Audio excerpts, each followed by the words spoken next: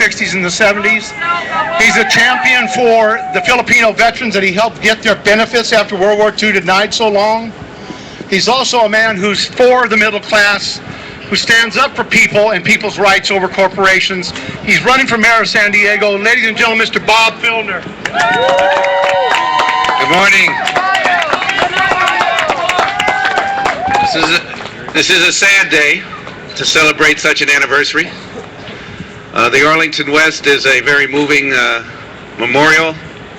The one up in Santa Monica is incredibly moving as we see this. I did not vote for this war, but we have to take care of the young people when they come back. You know, I noticed the casualty figures that are up. They have been incredibly accelerating lately. Several thousand dead, more wounded, and if you add in Iraq, they come out, their official figures are like, 7,000 dead, 50,000 wounded.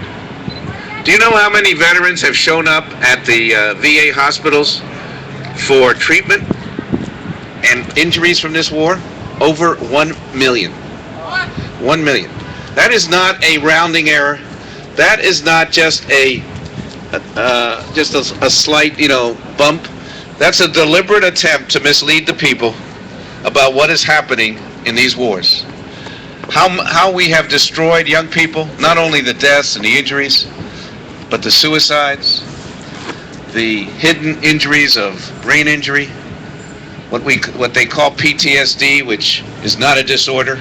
It's combat stress injury and ought to be treated as such. We have injured hundreds and hundreds and hundreds of thousands of our young people in a war which could never be won. I'm a historian. If Alexander the Great couldn't win in Afghanistan, and the Soviets couldn't win in Afghanistan, and the British couldn't win, how are we going to do it? So it was and you know how many Al-Qaeda are there that we're supposedly running this war against? I mean, I've been at all the classified briefings. I mean, there's something like, 25 Al-Qaeda there. And we're sacrificing all of this treasure of our young people and adding, to this deficit and hurting the economy in the long term. You're killing Afghans. And killing Afghans. All of this, for what? I don't know. I don't know if it's ever been really justified. In Iraq, they had oil that they went after. I don't know why we're here. So, thank you for showing the stupidity of this conflict. Thank you for speaking up for the young people who have spent their lives and wasted their lives in pursuit of something that some people in America want. I know the American people don't want this. And yet there we are. Just by inertia, it keeps going. So thank you for standing up. The rest of America should listen. It's time to add the voice of reason to say to Mr. Obama and everybody in Congress, support the troops, bring them home now. Thank you.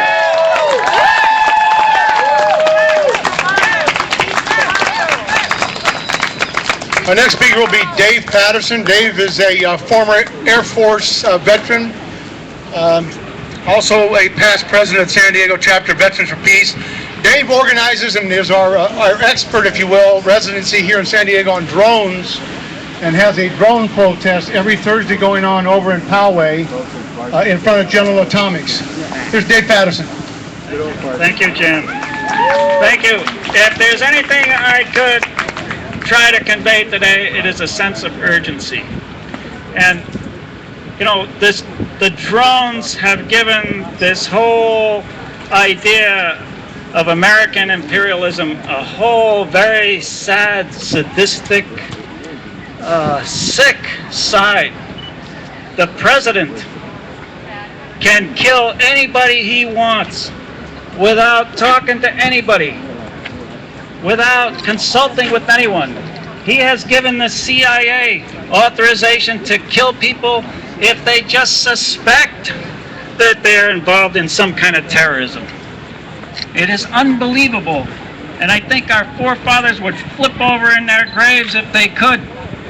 if they just understood that our president has the ability to assassinate people anywhere in the world at a whim. It is just terribly sick. There's another side to this that is sinister, and that is that people are beginning to think, maybe it's a slow change in America, where they have begun to think that sending their sons to war is not okay, but killing people without their sons involved is. For years, the military resisted remote-controlled devices, weapons platforms, because there was nobody with their pickle finger, with their thumb on the pickle button. For years, they resisted it because some one person was involved. It's very important, if people are going to decide to wage war, that they would use their son's blood as a litmus test to justify the war. But that's gone now. People think it's great. We can just wage war and not send our sons, and who the hell cares who gets killed on the other end? There's really something bad going on.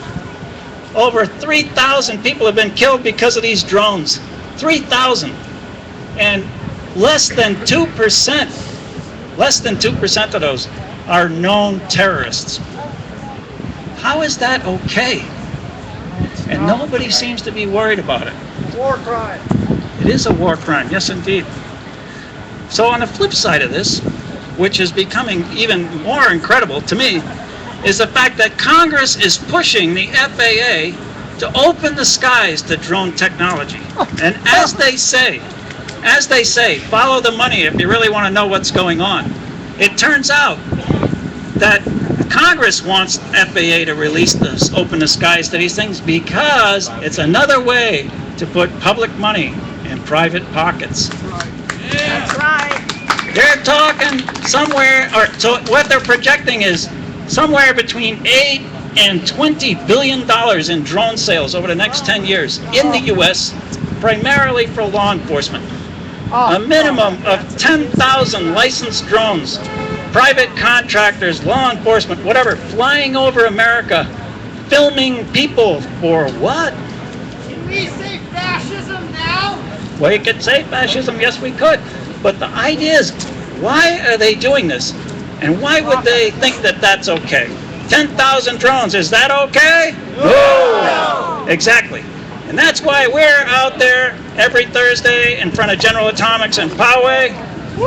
We want you, I know it's kind of out there, but we really need you people to come out there. We need puppets like this. We need a lot of people to come out there because we're trying to raise the level of understanding of the American public about what's going on. They just don't know what's going on. So we have to move ahead, get the public involved, get the Congress, and there are a few people in Congress that know what's going on, get the Congress to put some restrictions on the use of drones, not only here in America, but also overseas. The president should not be allowed to kill people just because he wants to. So join us on Thursday afternoon in front of General Atomics. Go to our website for Veterans for Peace and see what we're doing. Thank you. Thank you, David. Again, do come out and join us every Thursday from 4 to 6 p.m. General Atomics Way and Scripps Poway Parkway, about 3 miles east of the 15 freeway in Scripps Poway Parkway. Next speaker will be retired Air Force Colonel David Gapp, fighter pilot. He's going to be also a member of Veterans for Peace and the 9/11 Truth Commission, and I think most of you in Occupy know Dave. He is a consummate activist these days in San Diego. I don't know where he finds the energy. But anyways, Dave will be speaking on the cost of war. Not just financial, but human as well.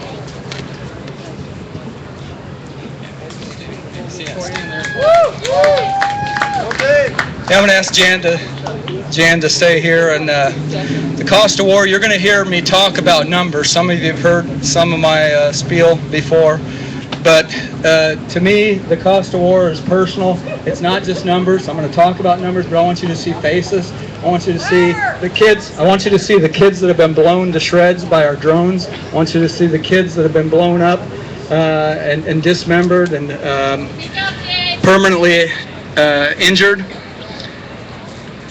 But To me, the cost of war is always going to be personal. It's not just the numbers. My dad was killed in Vietnam. I was 12 years old. He left his wife with 4 kids, aged 4 to 12.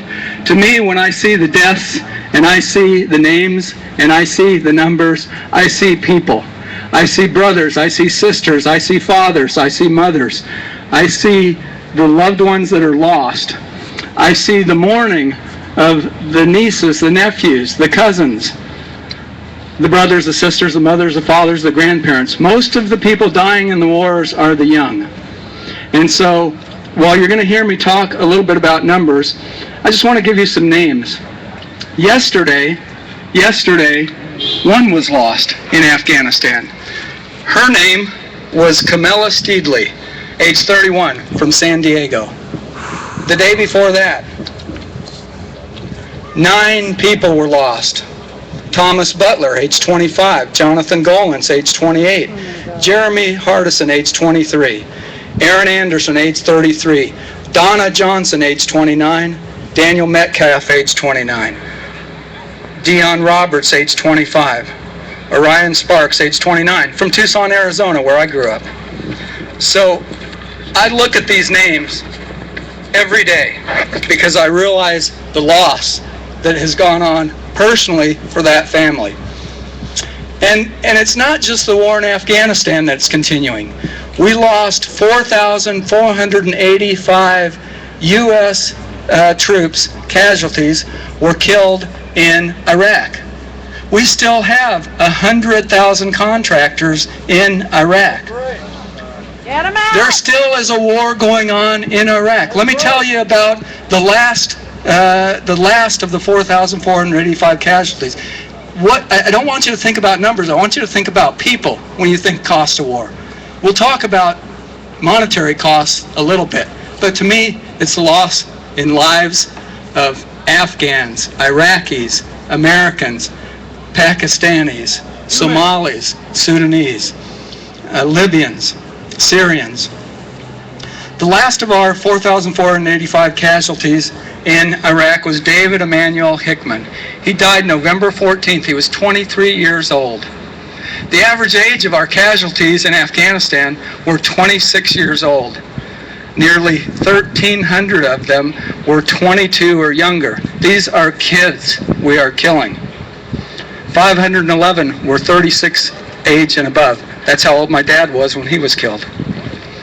We've had 1 death in 2012 in Iraq. Does anybody know who or where? Oceanside, California. 24-year-old Cesar Cortez, right up the street here. You don't read about it in the news anymore. It's disgusting. Today in the New York Times, there are 5 pages of elections. Do you think there's anything on the war in Afghanistan? Is there anything on the front page? Is there anything on page 2, 3, 4, 5, 19? No, nothing. The public is being misled about what's going on over there. I just retired a couple of years ago. I spent 31 years in the military. Trust me, I've been over there. It's a waste of our country's precious resources and lives. Let me tell you about Jonathan Lee Gifford. Jonathan Lee Gifford was killed 2 days into the war. He was 30 years old. His mother, Vicki Langley from Decatur, Illinois, thinks of her son daily. She remembers the first day he went to kindergarten, how the house was so quiet she had to turn on the TV and radio. She remembers the knock on the door, just as my mother remembers the knock on the door, 11 p.m. that night. Jonathan left a 4-year-old daughter, now 12 years old, Lexi. She was asked how she felt about the end of the Iraqi war. I'll probably sit and cry, happy for some, sad for others. Historian Colonel Andrew Basevich, his son was killed. He's a historian, he's a retired colonel, historian from Boston University. His son was killed in 2007. His thoughts on the end of the Iraq War: seldom in the course of human history have so many sacrificed so dearly to achieve so little. What have we achieved? Afghanistan, the war will continue to be in 11 years going on today. I just want you to realize, before President Obama took office, we had 650 killed in 8 years under Bush. So in 8 years under Bush, 650. We have now 2,115. So in half the time Obama has killed twice the number of Americans and countless Afghans. We've had 33,000 troops there when he took office in 2009. We went all the way as surge up to 100,000. Now we're down to only 68,000. We need to get the hell out of Afghanistan. We've had 2.5 million deployed over there. We have conservatively, the U.S. started counting Afghan casualties. We're at 12,000. That's just officially since 2007. Really, we've had tens of thousands. Literally, they think over 100,000 been killed and millions displaced. So the cost of war is civilians as well as military. As Congressman Bill Young said this week, a Republican, the chair of the Military Appropriations Committee, Republican, he's changed his mind on the war just this week. Why do we continue to kill kids too young to die? So that's what I leave with you. Why do we continue to kill kids too young to die? Thank you.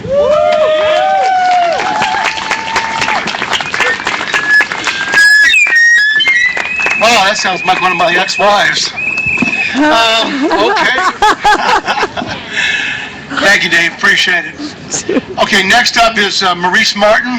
Maurice Martin is a veteran activist here in San Diego, served in the United States Army, also a member of the San Diego Veterans for Peace, works with homeless veterans. Maurice is going to talk about veterans and active duty suicide and homelessness. This is the scene down at the Midway. We're celebrating 1 year Occupy San Diego and commemorating 11 years of the war in Afghanistan. If you're at home watching this in San Diego, come on down to the Midway. Take a few moments. Maurice also organized the first Veterans for Peace chapter on the San Diego City College campus. Maurice Martin. Thank you, Jan. And I want to thank Occupy for organizing this Occupy Women. I see out here, I see a lot of familiar faces. I want to thank San Diego Veterans for Peace and also my group, San Diego City College Students Veterans for Peace, for help organizing and being part of it. And I want to thank you for coming out and caring about veterans and caring about communication. This is also the 100-year anniversary for free speech. So at the same time for workers' rights and workers' justice.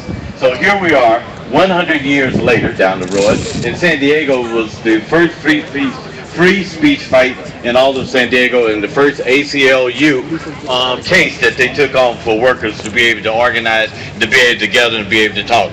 100 years later, here we are with Occupy and not being able to stand in front of our civic center and be able to congregate and bring grievance against our government. I think that's deplorable, so we have a lot of work to do. So thank you for all for continuing to fight. This is the 1 year anniversary for Occupy, and I'm really glad to see all of you still out here and being a part of this, so thank you. As Jan said, my name is Maurice Martin. I'm a student at San Diego City College. I'm also an Army veteran. I served in the United States Army. I was in 82nd Airborne, and I served in El Salvador, Central America back in '74, probably before many of you were born. But many of the people didn't know we were there. I had a paper here to sort of give you a whole bunch of numbers and how many people died or committed suicide in our current Afghan-Iraqi war and other wars around the country. I was going to talk a little bit about numbers about the veteran suicides here who are veterans. So I'm going to talk about just a little bit about that, but first I want to talk about the political and how we got here. It's just been said that, as I learned in my political science studies, is that the most important thing that I learned out of that, if you're not doing politics, politics is doing you. This is how that works.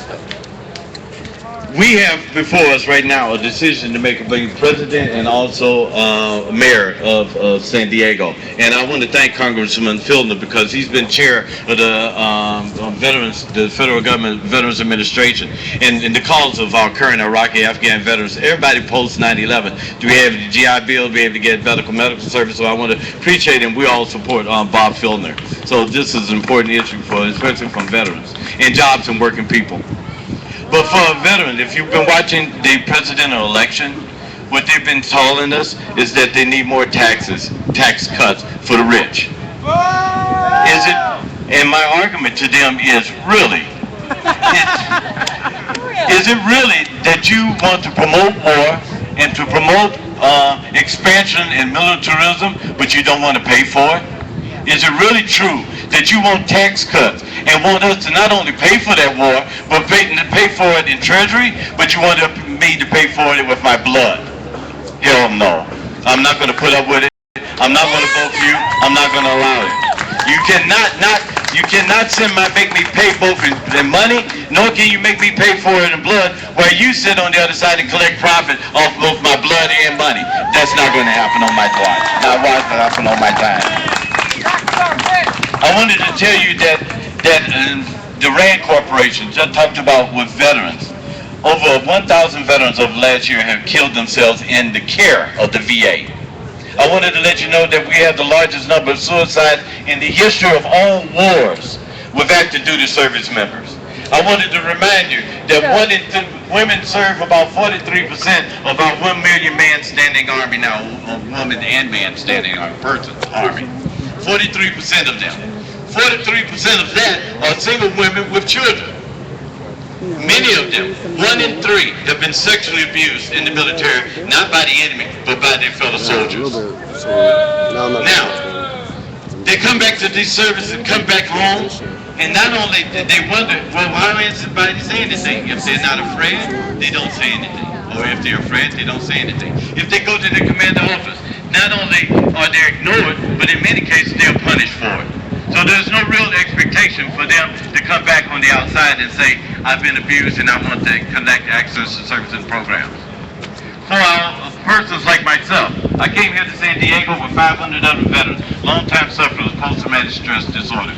Did you know in our 2 million people who have served in Afghan and Iraq, now between 300,000 and 600,000 people are returning with post-traumatic stress and depression. Many of them have not even been diagnosed yet, and we're only serving about half their population, half of 600,000 people. Here in San Diego, we suspected, well, in the country, we're looking at over 1 million homeless veterans right now, all the way back from World War II, all the way back up through the Gulf War, through the Afghan, Iraqi War, the Vietnam War. We're looking at over 1 million people who are homeless here in this country.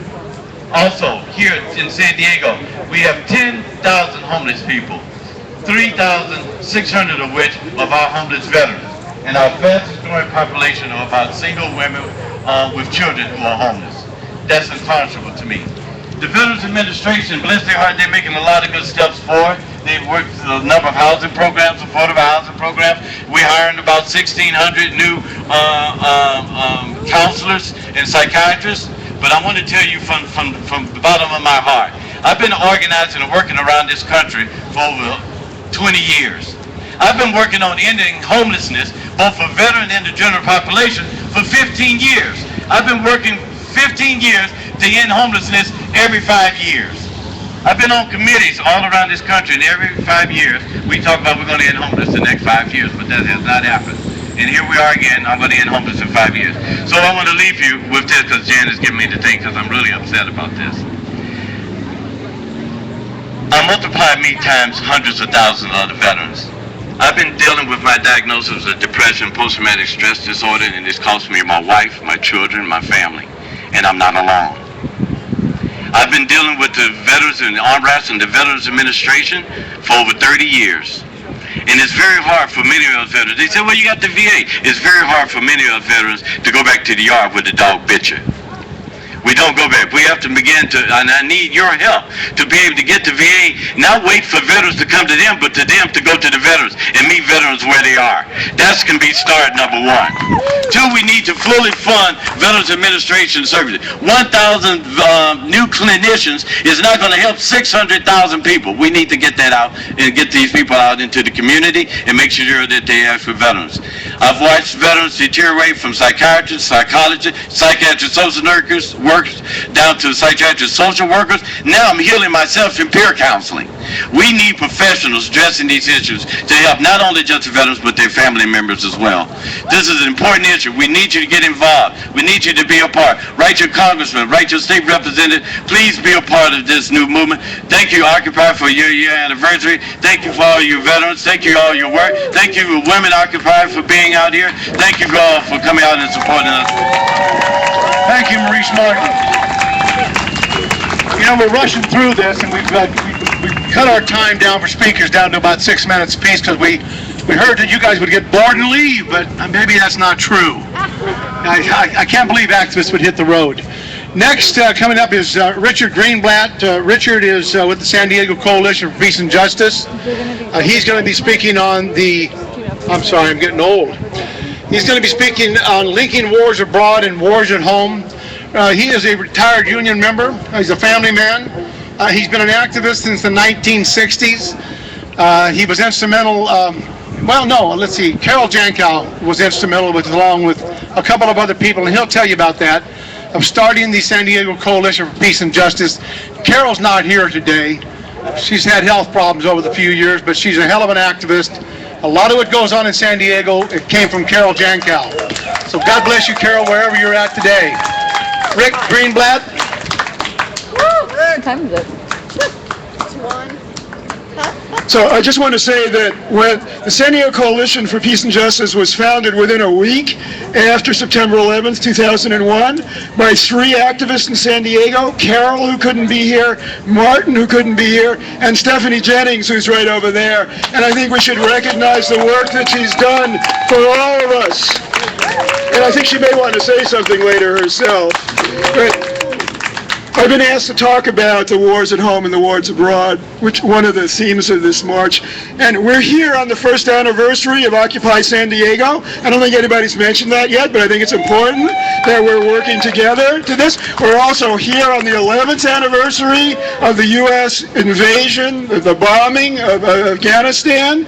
And we're here to honor the tens of thousands, the hundreds of thousands of people who died in the wars in Iraq and Afghanistan, the Americans, the Afghans, the Iraqis, the Pakistanis, people all over. But to paraphrase Mother Jones, who's a great union organizer from early in the last century, we're here to honor the dead, but we're also here to fight like hell for the living. And that's what we need to remember.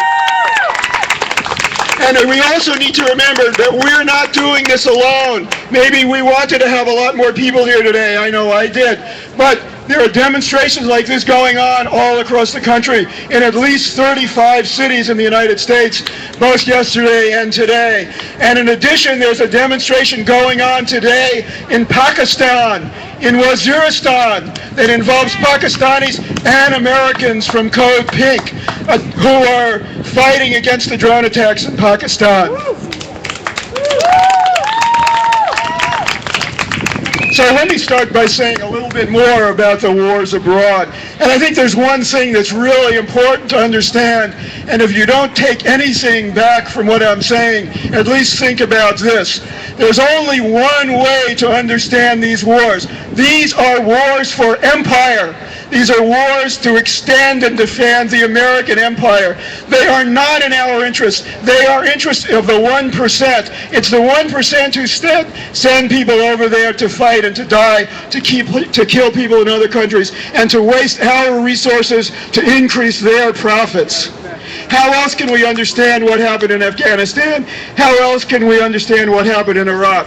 The U.S. was forced to withdraw from Afghanistan.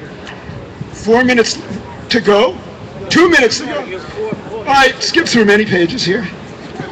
Okay, but I do want to say there's one thing that's going on that people may not know about that I think is really important. Fort Lewis in Washington State, they're going to be sending a striker brigade to Afghanistan next month. And Vets for Peace and another group called March Forward is organizing a week of actions at Fort Lewis starting today to let the soldiers there know we don't have to go to Afghanistan, and I hope that they're successful. So In the last minute that I have, let me turn to the wars at home, because the wars at home means the war on the workers, the war on the unions, especially the public sector workers. Who would have thought 5 years ago the incredible attacks that we read in the press and see in the television about teachers? Teachers, among the most respected people in our community, are being vilified for something that is not their problem. In fact, they're trying to fix it. And let me actually jump to the end of what I'm going to say, because there are a couple of things that I think give us inspiration that things can change. One of them is this, what's happened with the students in Quebec, people may know about. They organized mass demonstrations, general strikes of students that shut down the campuses in Quebec. They were able to bring down the provincial government of Quebec. They were able to turn back the tuition hikes, and they were able to turn back the repressive laws that the Charest government was attempting to impose on them. They were able to do it because they were organized. They were able to do it because they had people who worked for years to build this organization. They were able to do it because they had clear goals that they were fighting for, and because they had a strategy that made it capable of winning. This is the same thing that happened in Chicago with the teachers. It was through the work of rank-and-file educators that 95% of the teachers voted to go out on strike. They went on a 10-day strike. They won that strike. I wanted to say something about police brutality, but I don't have time. I hope that maybe we'll have the opportunity to talk about that. I just want to say one thing. Every 40 hours in this country, an African-American person is shot by the police. We should remember that. We should remember Trayvon Martin. We should remember Oscar Grant. We should also remember the racist death penalty. And I'm blocking on the name of it. Yes, on 34, no more death penalty. Yes, on 34. Guys, I'm having low batteries, so I might have to take the stream down here for a second. Let me wrap it up. I will charge it up and bring it back up as soon as I think can. what we want is really very simple to Soon state. as he's done We want to live in a world of peace. We want to live in a world of justice. That's it. That's it, but we can't, because we live in a world of exploitation, we live in a world of oppression, we live in a world of inequality, and we live in a world of war. And what we need to do is build our movements, because when we do that, we can actually be successful in overcoming this. As long as the fight against wars continue, the war in Iran, we have to be ready for that. We don't know what's going to happen. Our movement lives on. As long as the teachers are fighting back, fighting for the children, fighting for the communities, the war lives on. As long as the communities are fighting against brutality, our movement lives on. And our movement is an international movement, and I'll end with this. Right now, we don't know how many workers are on strike in China, but we know that China is the seat of the biggest working class struggle that's going on in the world right now. That's our movement. Those workers are on our side. We know what's going on in Quebec. We know what's going on in Mexico with Yo Soy 132. We are in an international fight. El pueblo vive, la lucha sigue. Thank you, Rick. In that blue cooler under the tent, I have a Our next speaker will be Gabe Conway.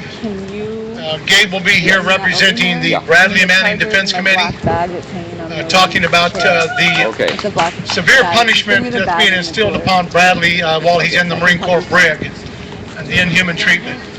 Gabe Conway.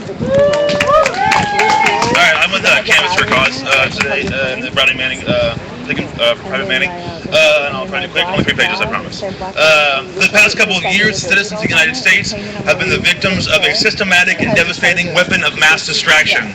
You may have experienced an extra special dose of this as the internet and dinner tables across the land erupted a few nights ago with the good cop, bad cop, my team versus your team spectacle that was the first presidential debate. Little did the majority of the viewing audience know that the Democratic and Republican parties had secretly negotiated a deal that dictated the topics for debate and excluded independent voices. At the same time that this weapon of mass distraction has lured some American public into an illusion of democracy, the story of the last few decades has been largely ignored. 3 years ago, a young private found the courage to do what so few had been able. This private was faced with the unvarnished truths about the way our rulers operate. What Private First Class Manning referred to as perhaps one of the most significant documents of our time removing the fog of war and revealing the true nature of 21st century asymmetric warfare. Private Manning wanted you to see a video of the U.S. military committing war crimes. Crimes in Iraq, and as well as other information that led to the ouster of all combat troops from Iraq. Manning wanted to know that our government outsources torture, that there is an official policy to violate the UN Convention Against Torture, to ignore evidence of torture, and that we still transfer detainees to regimes that torture. Manning wanted you to know that U.S. officials were told to cover up evidence of child abuse and child trafficking by the defense contractor DynCorp in Afghanistan, a company that receives $2 billion of your tax dollars every year. Manning wanted you to know about Guantanamo. The Guantanamo files describe how detainees were arrested based on highly subjective evidence, and that former U.S. officials created a legal framework that allegedly permitted torture at Guantanamo. Manning wanted you to know that both the Bush and Obama administrations lied about civilian deaths in their dirty wars, even though they maintained publicly that there was no official civilian death count in Iraq and Afghanistan. War logs show that this claim was false. Between 2004 and 2009, the U.S. government counted a total of 109,000 deaths in Iraq, with 66,000 of them classified as non-combatants. This means that for every Iraqi death that is classified as a combatant, 2 innocent men, women, or children are also killed. Manning wanted the Tunisian people to know that despite the U.S. campaign of unwavering public support for President Ben Ali, we would not support their regime in the event of a popular uprising against the corrupt autocratic ruling family. Within 1 month, Ben Ali became the first Arab leader to be swept from power in an ongoing democratic movements in the region. Manning wanted you to know that Egyptian torturers received training in Quantico, Virginia, that the State Department authorized the theft of the UN Secretary General's DNA, and the Obama administration allowed the Yemen presidents to cover up the secret drone bombing campaign. This is only the tip of the iceberg of what Manning wanted you people to know. For wanting you to know this and the reality of U.S. global dominance, Manning was subject to what the UN Special Rapporteur on Torture referred to as cruel, inhumane, and degrading treatment, and an excessive and prolonged isolation. Treatment that also violates the Convention Against Torture. This included solitary confinement for 23 out of 24 hours every day, being barred from even exercising inside of the cell, constant supervision, monitoring, and strict rules about what goes on inside of the cell, being denied the most basic attributes of civilian imprisonment, such as pillows and sheets, as well as forced nudity. All of this went on under what Barack Obama, the man that our people in the country refer to as the lesser of two evils. The constitutional scholar who declared Manning's guilt long before any semblance of a trial. The leader who has used the Espionage Act 6 times to shut down whistleblowers, more than all of the other presidents combined. As activists in the struggle for truth and justice, we must never forget that whatever side you're on, your good cop is still a cop, and the lesser of two evils is still awesomely evil. My last page, I promise. When supporters of the status quo argue that these leaks have done or could do damage, quote them the Executive Order on Classification, Prohibitions, and Limitations, which says, in no case shall information be classified in order to conceal violations of law, inefficiency, or administrative error, prevent embarrassment to a person, organization, or agency, or to prevent or delay the release of information that does not require protection in the interest of national security. Or quote them Robert Gates, former Secretary of Defense, when he said, is this embarrassing? Yes. Is this awkward? Yes. Consequence for the U.S. foreign policy? I think fairly modest. Let's be clear.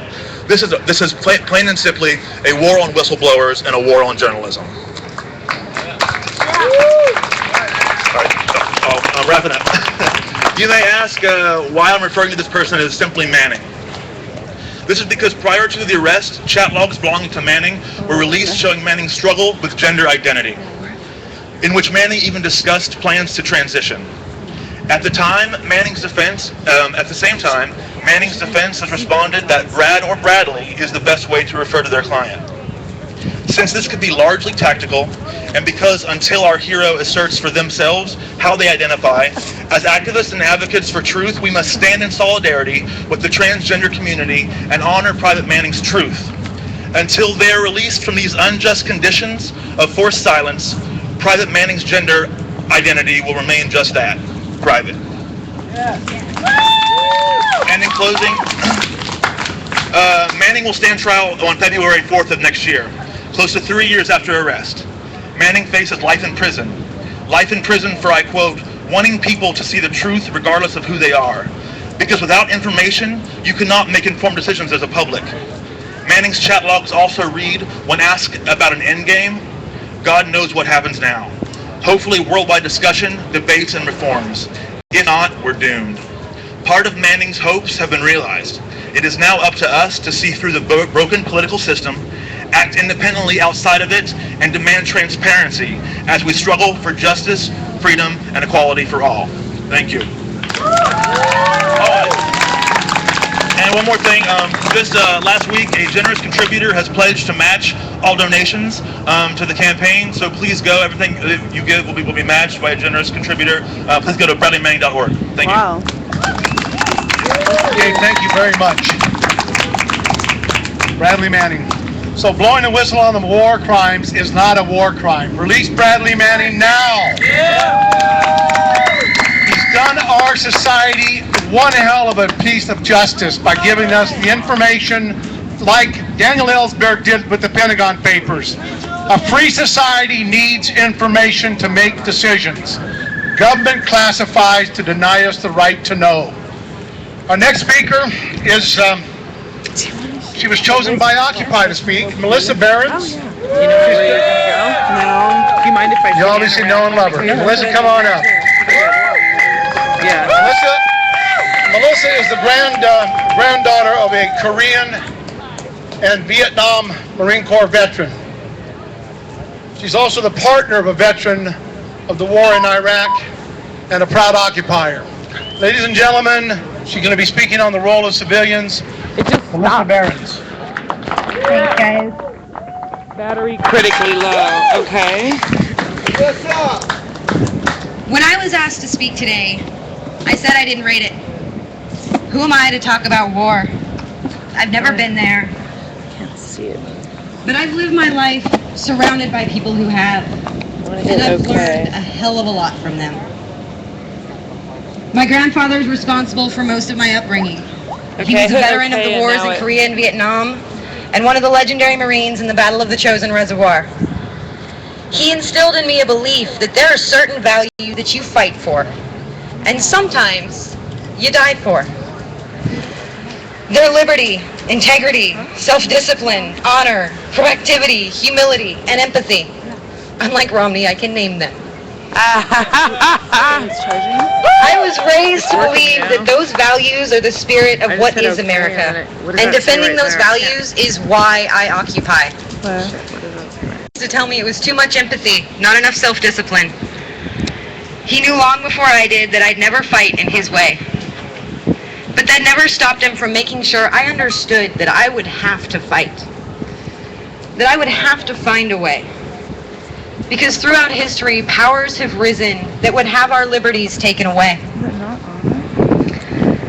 Unfortunately, we live in a time when those powers are as strong as ever, and they are fighting as hard as ever. In our fear and in our weakness, we've allowed laws to be put into place that strip us of our rights and our privacy, and now with the NDAA, possibly of each other. We can't even protest in the vicinity of our representatives under Secret Service protection without violating their law. Oh, you did it.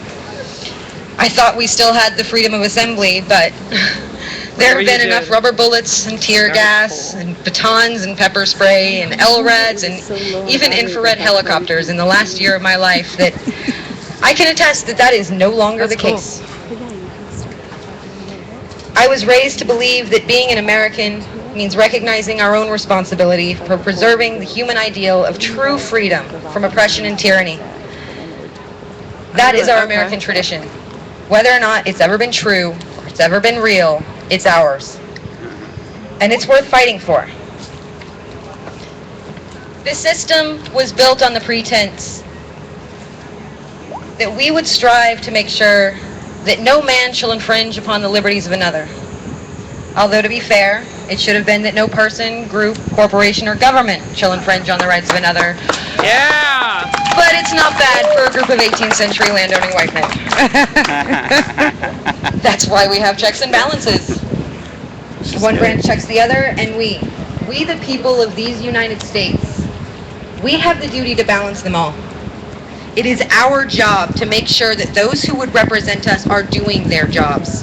That our brothers and sisters, husbands and wives, our sons and daughters, our partners and our friends who vow to defend this country are not misused and that they are not forgotten.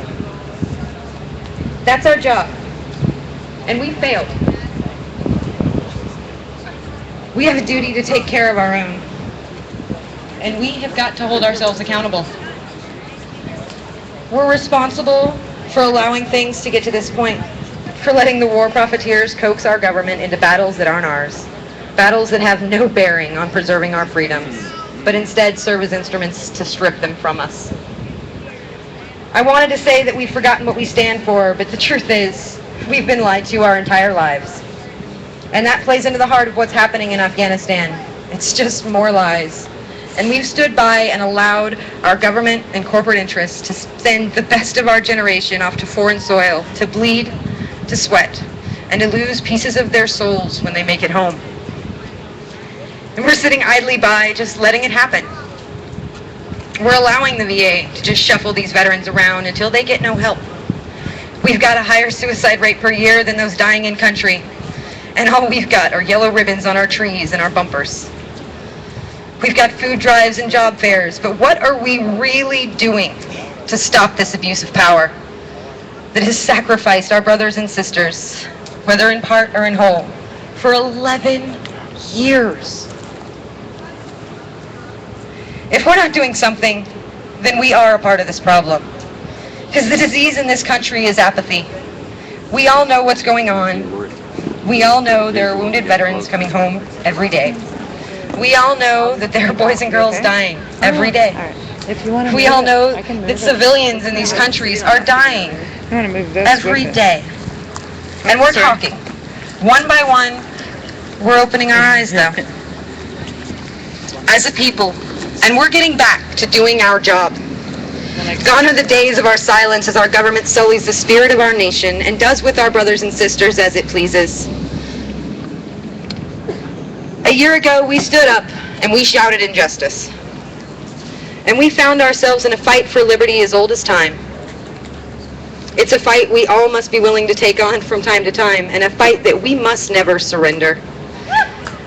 But in order to win that fight, we must end the cycle of neglect of our veterans. We could do more for our veterans. We could do more to inform the 17 and 18-year-old kids targeted by recruiters about the truth of what they're going to be asked to protect. The truth that there's been more heroin coming out of Afghanistan since the war began than before it. And our troops are the ones protecting those fields. America's at war in 2 countries because Iraq is not over. And what are we truly doing to stop it? What are we doing to support our veterans? Indeed, if not in word. We can do more, and we must do more. If we honestly expect our military to lay down arms at the risk of their own lives, if our government ever truly crosses that line, then we have better make sure that we unquestionably have got their backs. We have to do our job. We have to peacefully resist oppression, civilly disobey unjust laws, and prove that we are committed to peacefully restoring the freedoms that each of the men and women we're remembering today gave their lives, their bodies, and their minds to preserve. America is becoming more and more a corporately controlled fascist state before our eyes and before their eyes. We have the duty to make sure our brothers and sisters are no longer used as pawns of this corporate state, and our responsibility to support them and to help them for the battle that they're not expecting, the battle of coming home. Nice. Thank you, Melissa. Wise beyond her years. We had 2 student veterans who were going to talk to us today from San Diego City College. One was unable to attend. She, for whatever reason, will not be here today. So we'll try to carried as best as possible. We were looking for the aspect of students and how the economy has affected and the war affects students, student veterans, as well as just your average student who comes to the community. In the last 10 years, the cost of tuition at our community college has gone up 68%. 6.8% per year. That's what budget cuts, that's what money spent on war, not spent on home, that's what it brings us. So Maria Mestasio is a woman veteran. She's also the president of the San Diego City College Student Veterans for Peace chapter this year. She also just came back from Sacramento, where she was awarded Woman Veteran of the Year by the governor and the state legislature. She's also a board member and an activist with Amicus, which is homeless outreach to women, homeless veterans, homeless women veterans with children and families, and they've established a home. I'd like you to give a warm round of applause to Maria Mestasio. Maria, come on up. Woo!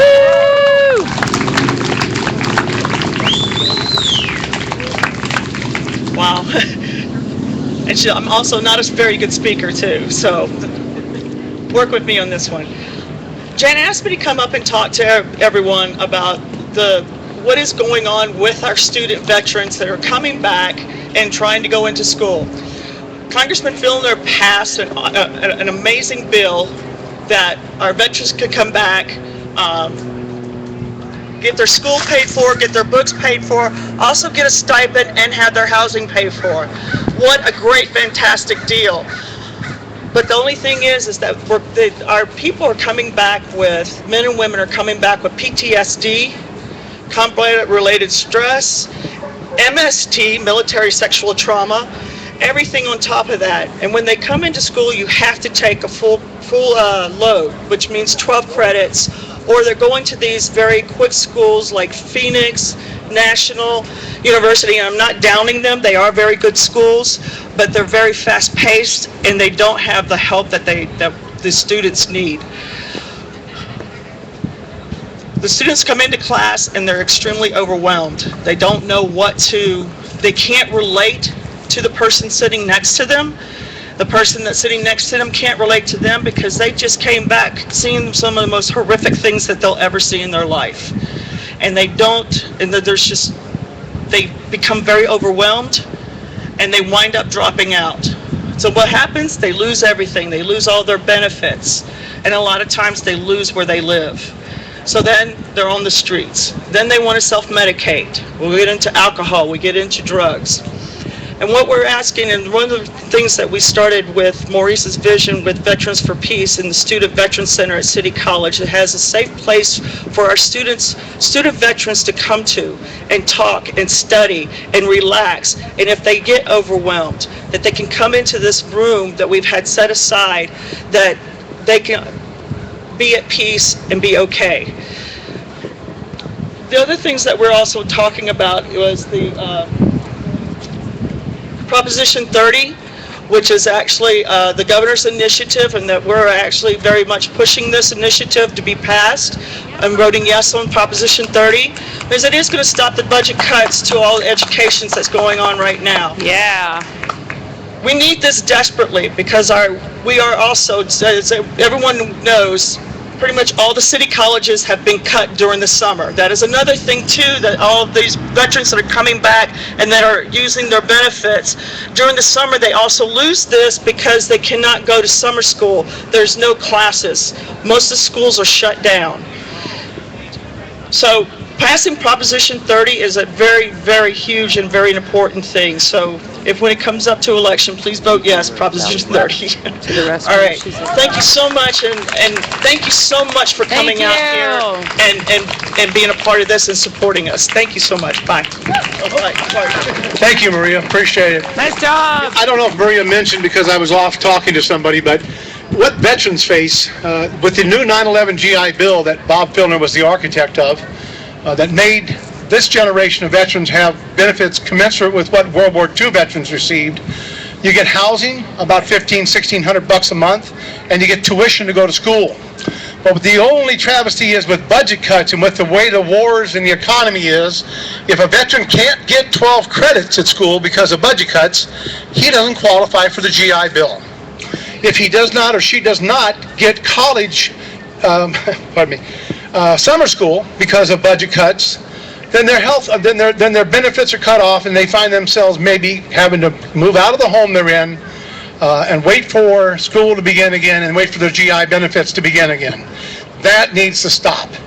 A veteran making a worthwhile effort to go to school on the GI Bill should not be penalized and thrown off the system simply because budget cuts do not allow him to find the classes or her to find the summer school that they need to continue their education. That is wrong.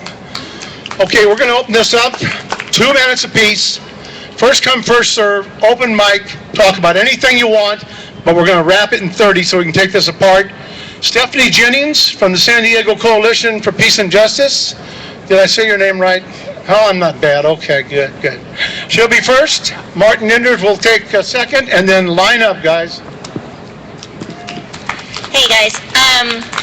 I just wanted to say something today because one of the pieces, Martin and Carol and I, as mentioned before, right after 9/11, 3 days afterwards, we got together and said, we've got to do something because we know the shit's hitting the fan. And we called a meeting, and there were over 100 people at the first Coalition for Peace and Justice meeting, and we knew that the civil liberties of Arabs and Muslims was going to be hit really hard, and we knew that the war machine was going to be cranked up even more than it already was. And little did we know how bad it was going to be, the civil liberties, and the next 10 years of our lives. But it's been worse than anything we could have even imagined.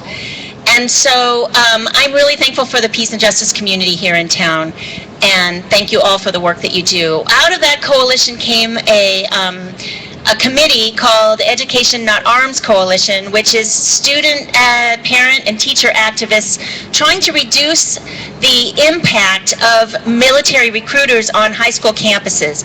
Because as long as we have bodies to feed to the war machine, we will never stop the war machine. And students in high schools have no choices. They are funneled into these JROTC classes against their will, against the law. You need to get informed on what's going on in the high schools and the militarization of our educational system. And the Education Not Arms Coalition is still active, so check us out on the Project Yano website and see me afterwards if you're interested. But I also really felt compelled to talk about the moral issue of war, which is lost a lot when we get up here and we start to talk about war. And for me, I'll be damned if I'm going to only talk about how it affects us here at home, because every Afghani, every Iraqi, every Palestinian, every Syrian, every Bahraini, every victim of wars throughout history of this country is a human being at the same level of any other human being, and they are dying in the dozens, if not hundreds, for every one of us that dies. So we've got to stop this war machine, not just for our people, but for all people. And so I just want to remind us, I really want to remind us of our moral imperative and the fact that we are on the side of right. And we need to remember to contain that and hold that sense of justice and rightness inside of us. And so one of the ways movements have done it in the past is through songs. This one is a spiritual, so I apologize for that. But if you know this song, join me, because I really think it helps us to remember what our job is. And it goes, we're sisters together, we shall not be moved. We're brothers together, we shall not be moved. Just like a tree standing by the water, we shall not be moved. We shall not be moved. We shall not be moved. Just like a tree standing by the water, we shall not be moved. Thank you. Yeah. Thank you, Stephanie. Martin Enders would like to have a couple of moments. And then we have another gentleman. Bill Martin. You're third and you're fourth. I am so proud that we are still out here 11 years later telling the truth. The truth needs to be told in this country. As Stephanie said, we are and we have the moral high ground on this. The mass media will tell us that we are a distant and a radical fringe, but in fact we represent the majority of the American people.